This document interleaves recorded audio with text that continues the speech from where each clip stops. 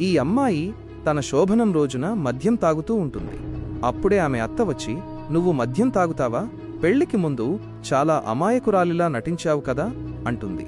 అప్పుడు ఆ అమ్మాయి, అత్తయ్యగారు, ఈ రోజుల్లో పట్టణాల అమ్మాయిలందరూ మద్యం సిగరెట్లు అన్నీ తాగుతున్నారు, ఇది మామూలే కదా అంటుంది. ఆ తరువాత అత్త తన కొడుకుని పిలిచి, చూడు, ఇది నీ భార్య మద్యం తాగుతోంది అంటుంది. అప్పుడు అబ్బాయి, నువ్వు ఎందుకు మద్యం తాగుతున్నావు? ఎవరికైనా తెలిస్తే సమాజంలో మన పరువు ఏమవుతుంది? నీవు ఈ ఇంట్లో ఉండాలంటే మద్యం మానాల్సిందే అంటాడు. అప్పుడు ఆ అమ్మాయి, సరే, నేను ఈ ఇంట్లో ఉండను, మీకోసం నేను మద్యం మానలేను అంటుంది. అప్పుడు అత్త, కొడుకా, నువ్వు ఇప్పుడే దీన్ని దాని ఇంటికి తీసుకువెళ్ళు అంటుంది.